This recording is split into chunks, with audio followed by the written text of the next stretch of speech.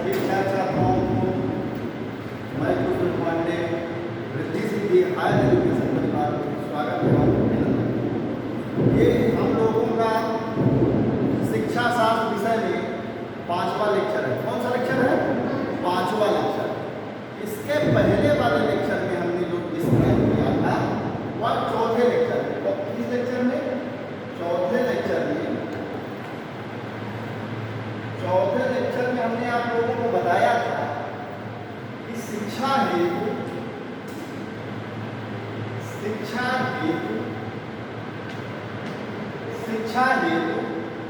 छात्रों को प्रभावित करने वाले कारक प्रभावित करने वाले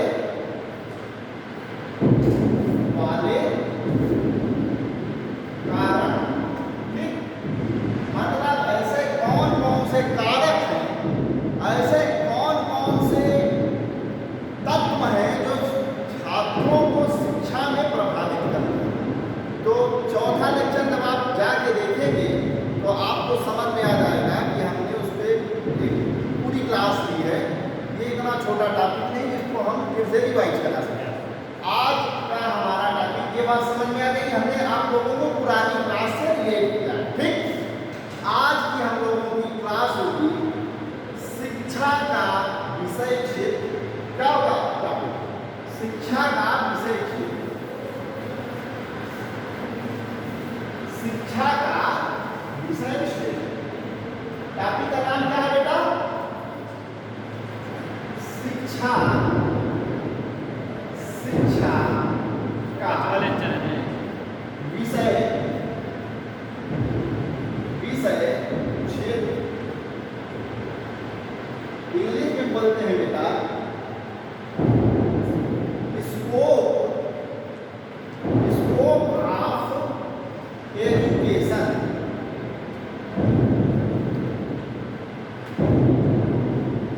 स्कोप ऑफ एजुकेशन आप लोग नोट करते रहे। हम स्लो पढ़ा रहे हैं, कोई दिक्कत नहीं होगी ना, तो ऑनलाइन में और ना ही ऑफलाइन।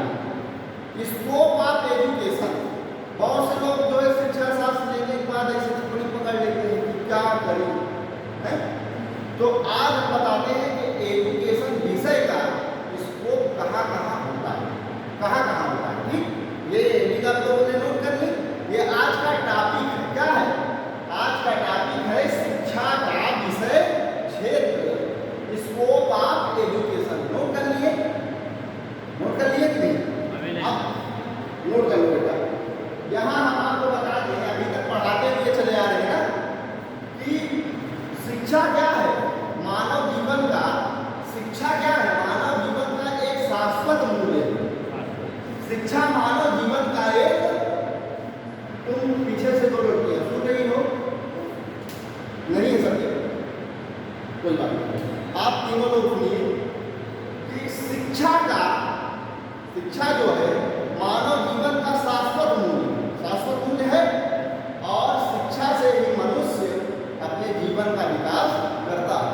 यूं कहें तो एक फर्श पर रेंगने वाला इंसान वह क्या कर जाता है? समाज का एक बहुत ही उच्च आदर्श पेश करके समाज में उसकी पहचान अगर होती है तो वह शिक्षा के लंबे होती है। अगर शिक्षा इतना प्रतिभाशाली विषय है तो जाहिर सी बात है कि वह हमारे जीवन के प्रत्येक पक्ष को प्रभावित करेगा कि नहीं?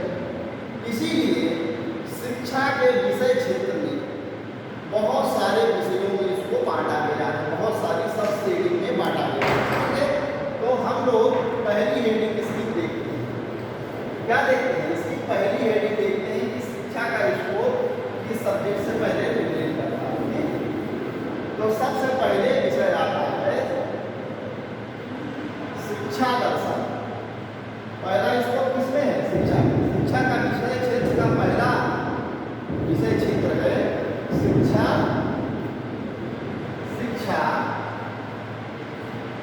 दर्शन। क्या बेटा? शिक्षा दर्शन। अब शिक्षा आप लोगों को पढ़ा लिखी है, दर्शन में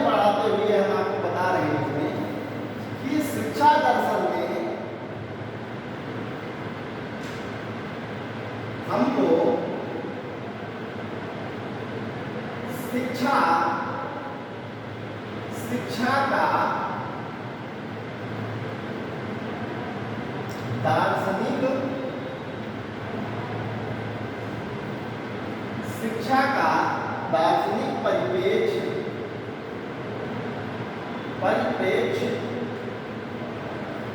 में अध्ययन करना होता है। क्या करना होगा? अध्ययन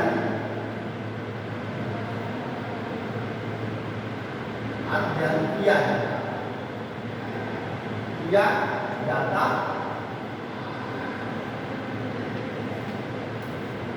थोड़ा थोड़ा समझा रहे हैं आप लोग, इसको इलैबोरेट कर लीजिएगा, बढ़ा लीजिएगा। शिक्षा दर्शन के क्षेत्र में शिक्षा का दार्शनिक परिप्रेक्ष्य का अध्ययन किया जाता है। यहाँ से नहीं हटा के आप यहाँ कारण शिक्षा का दार्शनिक परिप्रेक्ष्य का अध्ययन किया जाता है। ठीक, और शिक्षा का दार्शनिक परिप्रेक्ष्य क्या है? बहुत दार्शनिकों के आपने नाम सुने होंगे। तो इस क्षेत्र में, इस विषय में सबसे पहले तो हमको दार्शनिकों का विचार जानना है। क्या जानना पड़ता है? क्या जानना पड़ता है? पहला है, इसी में उसी के आगे नोट करेंगे, दार्शनिकों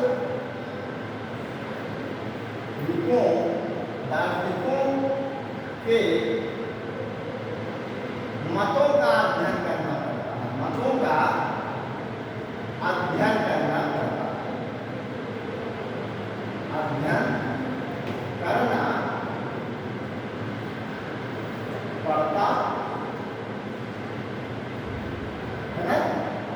जैसे अरस्तु ने शिक्षा पे क्या कहा? गांधी जी के शैक्षिक दर्शन क्या है ना। रविन्द्रनाथ टैगोर के शैक्षिक दर्शन क्या है? तो वो शैक्षिक दर्शन आप अगर देखें तो वो शिक्षा का दार्शनिक परिप्रेक्ष्य हुआ कि नहीं? अगर हम किसी भी विद्वान, किसी भी दार्शनिक का शिक्षा के प्रति दर्शन पढ़ रहे हैं, तो उसका मतलब है कि इस विषय के अंतर्गत हम शिक्षा के दार्शनिक परिप्रेक्ष्य का अध्ययन कर रहे हैं। और इसी विषय में हम किसका अध्ययन करते हैं? विभिन्न जो है दार्शनिकों के मतों का अध्ययन करते हैं। जैसे हमने दो चार नाम मिला दिए, इसी तरह आप लोग जो है उधर देखेंगे पाश्चात्य में अरस्तु हो गए, प्लेटो हो गए, सुकरात हो गए, इन सारे बहुत सारे दार्शनिकों का मत हमको शिक्षा के विषय में जानना पड़ता है। तो शिक्षा दर्शन के अंतर्गत सबसे पहले दार्शनिक या दार्शनिकों के मतों का या दार्शनिकों के विचारों का अध्ययन करना पड़ता है, आपको करना पड़ेगा। क्यों? क्योंकि अगर आप शिक्षा से जुड़े हैं तो दर्शन के माध्यम से हम शिक्षा में क्या परिवर्तन ला सकते हैं, समाज को क्या दे सकते हैं, वह शिक्षा दर्शन में भी पढ़ाया जाता है। तो यह शिक्षा दर्शन एक तरीके से शिक्षा विषय का एक छोटा सा विषय क्षेत्र हो जाता है। छोटा क्या कहेंगे, अपने आप में दर्शन एक बहुत व्यापक चीज है, तो विषय वस्तु है, हम इसका अध्ययन करते हैं। फिर दार्शनिक परिप्रेक्ष्य में ही हम शैक्षिक दर्शन में ही हम लोग क्या पढ़ते हैं? इसी में हम लोग विभिन्न विद्वानों के जो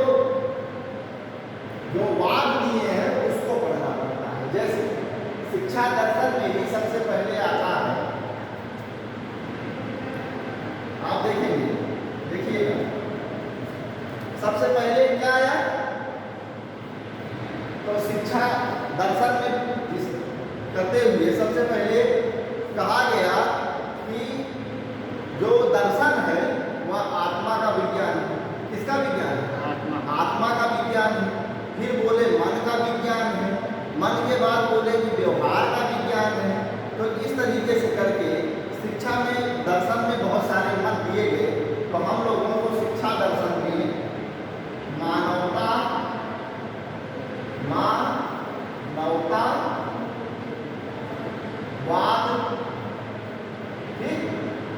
आदर्शवाद,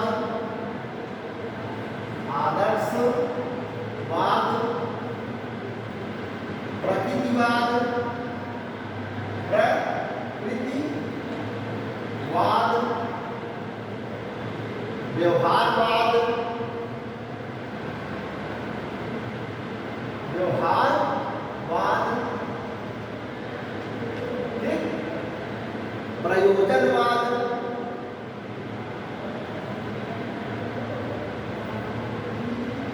प्रयोजनवाद और मार्क्सवाद, मार्क्सवाद, मार्क्सवाद। हाँ, ये रूसो का है, रूसो मार्क्सवाद, ठीक। ये प्रयोजनवाद तो समझे लेते हैं। अभी इसको सबको व्यापक डिटेल में पढ़ना है। अभी हम केवल बता रहे हैं कि शैक्षिक दर्शन में हम लोग पढ़ते क्या हैं, शिक्षा दर्शन के विषय में हम लोग पढ़ते क्या हैं। समझ में आ रही है बात? ये एक एक चीज को हमको बहुत डिटेल से बताना पड़ेगा, जब आपके सिलेबस में टकराएगा। हम आपके सामने हम लोग सिलेबस के अकॉर्डिंग पढ़ रहे हैं। अभी ये पढ़ाने लगेंगे तो ये तो शिक्षा का दार्शनिक परिपेक्ष है ही, यही तो हम बता रहे हैं कि शिक्षा में आपको पढ़ना क्या है, शिक्षा शास्त्र में इसके विषय क्षेत्र क्या है, यही बता रहे हैं कि क्या क्या चीजें पढ़नी है। तो इसमें सबसे पहले हमको विभिन्न दार्शनिकों के मतों या विचारों को पढ़ना होता है, और साथ ही साथ किसको पढ़ना होता है, जो वैज्ञानिकों ने शिक्षा पे बहस करते हुए दार्शनिक चिंतन प्रस्तुत किया और समाज को जो दिया, जो विभिन्न आइडियाज दिए और जो विचार उनके वादों में कन्वर्ट हो गए, उन्हीं वादों को हम लोगों को पढ़ना पड़ेगा। ये मार्क्सवाद पीटीसी या क्या है, बातें समझ में आई कि नहीं? शिक्षा के दार्शनिक परिपेक्ष या शिक्षा दर्शन में हमको इन टॉपिक्स पर पढ़ना है, ठीक। और इसका स्कोप भी यही है, अगर कोई सोचे कि हम अपना कैरियर बनाना चाहते हैं तो वह शिक्षा दर्शन के क्षेत्र में एक अलग सा विषय लेकर शैक्षिक दर्शन करके समाज में दर्शन के माध्यम से शिक्षा की सेवा कर सकता है। समझ गए? आगे दूसरा आपका जो इसका विषय क्षेत्र है, दूसरा विषय क्षेत्र देखना बेटा, पहले इसको रिएज कर दे तब बता।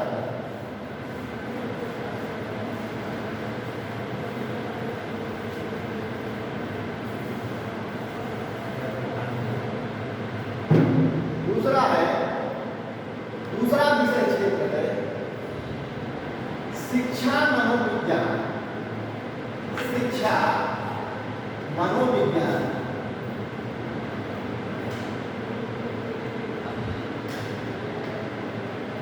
शिक्षा मनोविज्ञान, ठीक। अब शिक्षा को हम लोग चर्चा कर ही रहे हैं, मनोविज्ञान इस क्षेत्र में आ गया। तो मनोविज्ञान में आज देखना, आज का दौर कैसा है, आज का दौर बाल केंद्रित शिक्षा का कैसा है। इस क्षेत्र के अंतर्गत बाल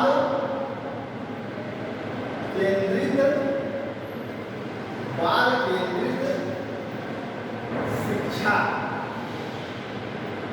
शिक्षा का अध्ययन किया जाता है, शिक्षा का अध्ययन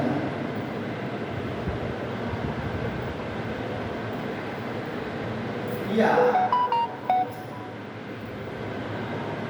जाता। बाल केंद्रित, अब समझना, पहले जो शिक्षा थी गुरु और शिष्य के मध्य होती थी, और गुरु सर्वे सर्वा होता था, बालक की कोई इच्छा नहीं होती थी। जो गुरु पढ़ाता था, जो टीचर्स पढ़ाते थे, वही स्टूडेंट को पढ़ना पड़ता था। आज के समय में जब मनोविज्ञान का विकास हो चुका, मनोविज्ञान भी एक जो है विषय के रूप में स्थापित हो चुका है, तो मनोविज्ञान ने शिक्षा के क्षेत्र में क्या परिवर्तन कर दिया कि हम बालक के मन को पढ़ते हैं, उसके विचारों को पढ़ते हैं, उसको समझते हैं कि बालक किसमें इंटरेस्टेड, बालक की रुचि किस विषय में है, किस तरीके से वो पढ़ना चाहता है। इस प्रकार से हम बाल केंद्रित शिक्षा यहीं से निकल के आती है। बाल केंद्रित शिक्षा के माध्यम से हम उसको पढ़ाने का प्रयास करते हैं। बालक या बालिका के विचार के बारे में हम लोग जानने का और उसको समझने का प्रयास, किसी के मन की बातों का समझने का प्रयास हम मनोविज्ञान के अंतर्गत करते हैं। तो बाल केंद्रित शिक्षा के माध्यम से हम टीचर और स्टूडेंट का अच्छा रिलेशन कब होगा, जब टीचर्स अपनी बात स्टूडेंट के मध्य रखे और अच्छे से समझाए। तो ये स्टूडेंट कहता है कि हाँ सर समझ में आ गया, वही है जो अपने छात्रों को समझता, समझ जाए अगर, तो कौन सी दिक्कत अगर हम पूछें कि दीपक बेटा तुम्हें इस सब्जेक्ट में कौन सी दिक्कत आ रही है और हम इनके मन की बात को जानकर उस समस्या का निदान कर दें, तो शिक्षा की उपलब्धि हुई कि नहीं। इसलिए शिक्षा मनोविज्ञान में बालक को केंद्र मानकर, बालक के मन विचार मस्तिष्क को पढ़कर शिक्षा को प्रदान करने की बात कही जाती है, तब यह शिक्षा मनोविज्ञान के अंतर्गत आता है। दूसरा इसको क्या हुआ, दूसरा इसको शिक्षा मनोविज्ञान, शिक्षा का दूसरा, शिक्षा का विषय क्षेत्र दूसरा हुआ शिक्षा मनोविज्ञान। आज का सबसे बड़ा टास्क है कि छात्र पढ़ते ही नहीं, इंटरेस्ट ही नहीं है, वो पढ़ने नहीं चाहते। क्यों नहीं पढ़ना चाहते हैं? क्योंकि उनको अपने विषय में इंटरेस्ट है नहीं। अब ये किसकी जिम्मेदारी है कि बच्चों को विषय में इंटरेस्ट लाया जाए? छोटे से बच्चों को, छोटे से बालक को ट्यूशन पढ़ाइए, वो भी नहीं पढ़ना चाहता है। तो अच्छा टीचर कौन सा होता है? अच्छा स्टूडेंट, अच्छा टीचर वही होता है जो स्टूडेंट की, छात्र को उसके विषय में पढ़ने में मन लगा दे। आज भी हमको अपने बचपन की एक घटना याद आती है कि बायोलॉजी हमारा विषय नहीं था, लेकिन हाई स्कूल में हम लोगों के एक टीचर पढ़ाने आए थे। उन्होंने ऐसा तरीके से हम लोगों को पढ़ाया था कि हम लोगों को जीव विज्ञान में इंटरेस्ट होने लगा। इसके पहले जीव विज्ञान से बहुत डरते थे। तो यह जरूरी है कि टीचर आपके मन की बात को जानकर, जिस विषय में शिक्षक बच्चों के मन की बात को जानकर तब विषय वस्तु का अध्ययन करवाता है, और विषय प्रभावशाली होगा कि नहीं। बच्चे पढ़ने में इंटरेस्टेड होंगे, क्लास लेने में इंटरेस्टेड होंगे, टीचर्स का पूरा हाल भरा रहेगा। जब देखेंगे कहेंगे कि लोग टीचर जा रहा है। आज भी टीचर की पॉपुलरिटी तो यही है ना। अच्छे टीचर की क्वालिटी क्या है? बच्चों के मन को जानकर उस हिसाब से मेडल प्रोवाइड करें। अब खुद घुमच का पढ़ा दें और पता चले तुम्हारे एग्जाम में कुछ हो ही नहीं किया, तो तुम लोग हमसे पढ़ोगे नहीं? पढ़ोगे। इसलिए शिक्षा मनोविज्ञान के अंतर्गत बच्चों के मन की बातों को जानकर, उनके विचारों को जानकर, उनके अंदर क्या कठिनाइयाँ व्याप्त हैं उनको जानकर उस समस्या का निदान करके तब पढ़ाना चाहिए। यह शिक्षा, शिक्षा शास्त्र का, शिक्षा में, शिक्षा शास्त्र के अंतर्गत दूसरा टॉपिक आता है, दूसरा स्कोप आता है, बहुत बड़ा स्कोप है। अगर आप एक पॉपुलर टीचर बनना चाहते हैं, अच्छे स्टूडेंट बनना चाहते हैं, तो आपको अपने टीचर से अपनी समस्याएं रखनी पड़ेगी और टीचर की समस्या को आप लोगों को जानना पड़ेगा। जब दोनों में कम्युनिकेशन बढ़िया हो जाएगा तभी एक अच्छी क्लास चलाई जा सकती है। तो समझ गए? ये छोटा क्षेत्र नहीं है कि ऐसे छोटा सा क्षेत्र है आपको जैसे तुरंत कवर कर लो। इसको डेवलप करने के लिए बहुत ज़्यादा समय लगता है। इसी स्किल पर बहुत से कॉलेजों में ट्रेनिंग दी जाती है। समझ में आया? बात दूसरा क्षेत्र समझ में आया। पहला क्षेत्र हमने बताया शिक्षा दर्शन, किस प्रकार से दर्शन ने शिक्षा को प्रभावित किया है और उसका क्या है। दूसरा विषय हमने बताया शिक्षा मनोविज्ञान, मनोविज्ञान में या शिक्षा ने मनोविज्ञान को किस तरीके से प्रभावित किया, मनोविज्ञान और मनोविज्ञान ने शिक्षा को किस प्रकार से प्रभावित किया है। दोनों को सम्मिलित रूप से जब मिला के पढ़ते हैं तो एजुकेशन की एक नई फील्ड निकल के आती है, जिसमें हम जानकारी प्राप्त करते हैं कि कैसे एक छात्र को अच्छे तरीके से पढ़ाया जा सकता है। बात समझ में आ रही है? तीसरा टॉपिक बताइए। तीसरा जो क्षेत्र है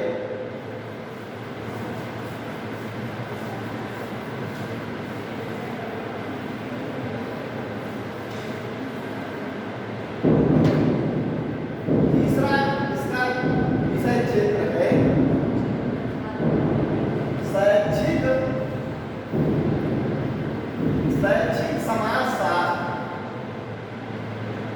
समाज शास्त्र।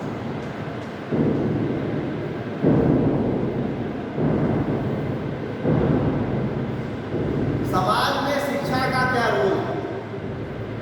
समाज में शिक्षा का क्या रोल है? समाज किस प्रकार से शिक्षा को प्रभावित करता है और किस प्रकार से शिक्षा समाज को प्रभावित करती है? जब तक हम दोनों को संबंधों को अच्छी तरीके से समझेंगे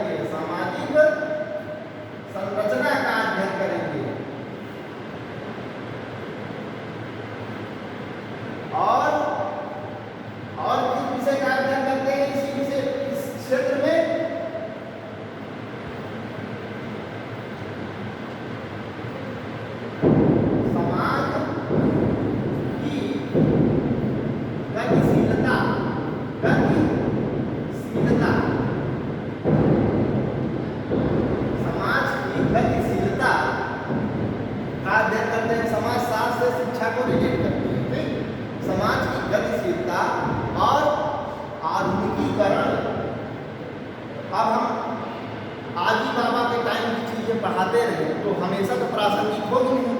समाज में शिक्षा की क्या भूमिका है, क्या अस्तित्व है, क्या महत्व है, क्या आज हमको डिलीवर करना है समाज में, या शैक्षिक समाजशास्त्र के अंतर्गत पढ़ा जाता है। और चौथा क्या हमने बताया,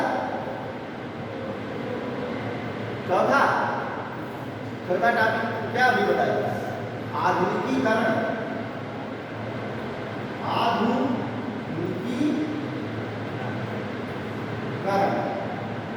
जब आज के समय में बीए बीएससी में क्लासेज नहीं चल रही हैं तो हम लोग एक आधुनिकीकरण कर रहे हैं कि नहीं अपने शिक्षा का, ऑनलाइन प्लेटफॉर्म एजुकेशन ले जा रहे हैं जिससे छात्र घर बैठ के भी पढ़ सके।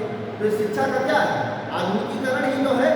नहीं तो तुम्हारी तरह जाओ पढ़ो, तुम्हारी तरह ना हो ना पढ़ो, हमसे कोई मतलब नहीं।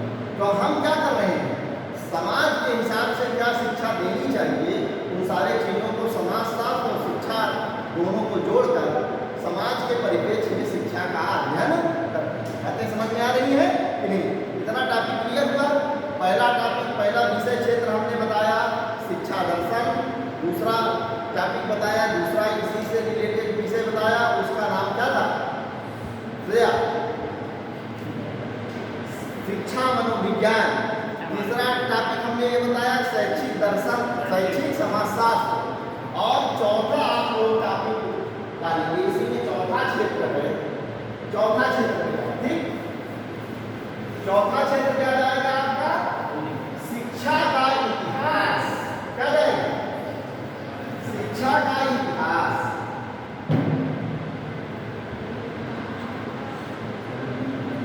चौथा शिक्षा, शिक्षा का इतिहास।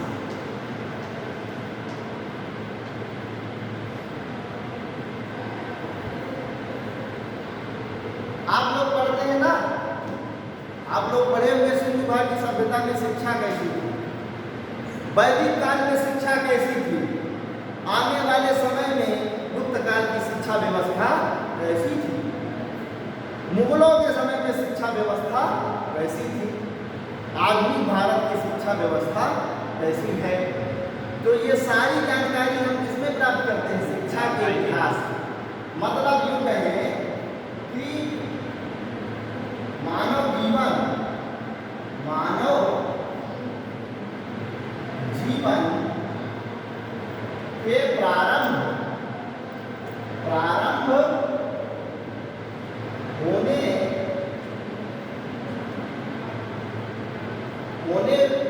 पर, मानव जीवन के प्रारंभ होने पर शिक्षा,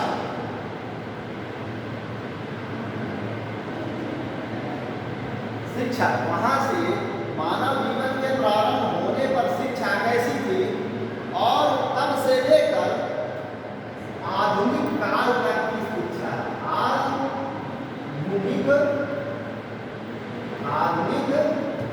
काल की शिक्षा,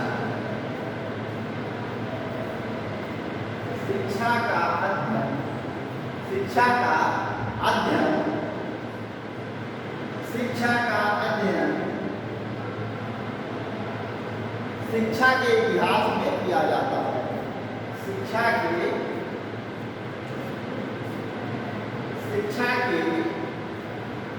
इतिहास,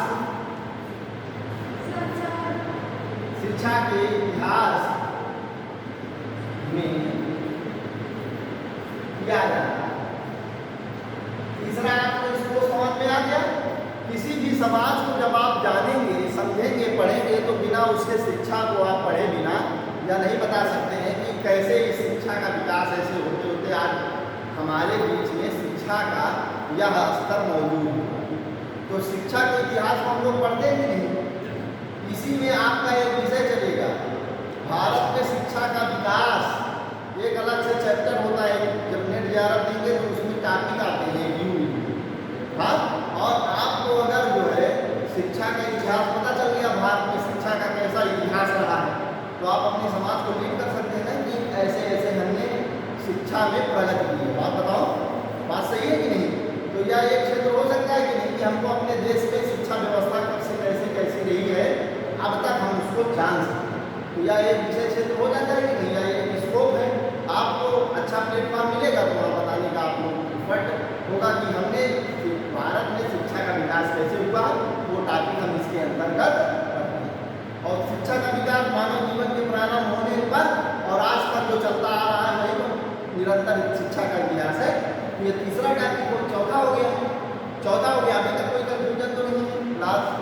क्लास में कोई कंफ्यूजन हो तो बता देना, वो बोर होके मत पढ़ना, ठीक? चौथा टॉपिक है बेटा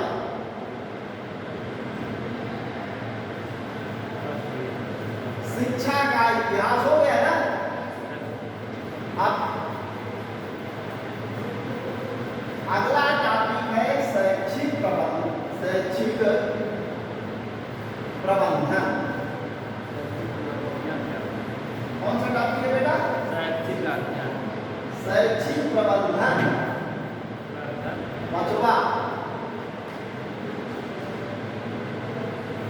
शैक्षिक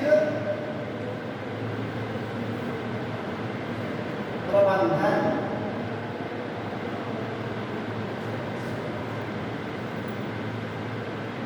शैक्षिक प्रबंधन क्या होता है बेटा? जिसको शिक्षा के बारे में जानकारी नहीं होगी, या एक ऐसा क्षेत्र है जिसके बारे में विद्यालय कैसे चलाया जाए, प्रबंधन शिक्षा संस्थान कैसे चलाया जाए, शिक्षा के संस्थान,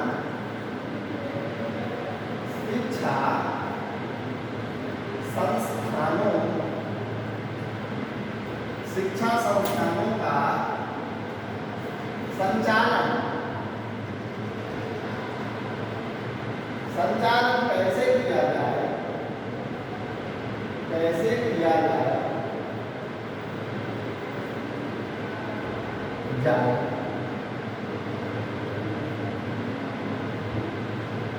इसका अध्ययन करते हैं, ठीक? किया जाए।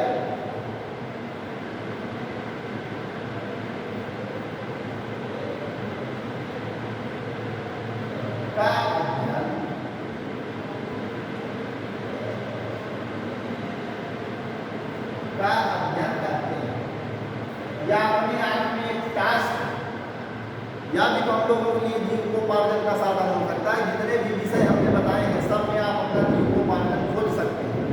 इसीलिए एक सेक्टर को स्कोप बना दीजिए आप अपना, उसमें आपका कैरियर सेट हो जाएगा।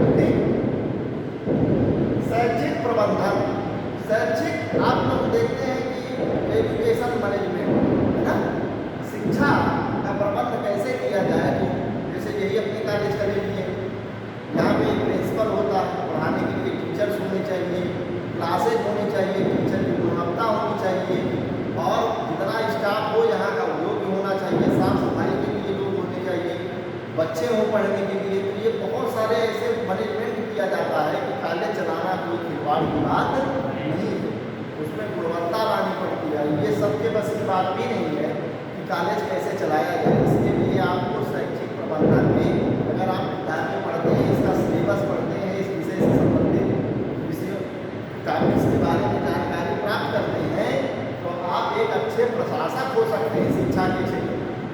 प्रशासन स्तर में भी तो शिक्षा को कोई ना कोई, जैसे बीएसए देखता है ना, वो शिक्षा विभाग को ही देखता है जिले में।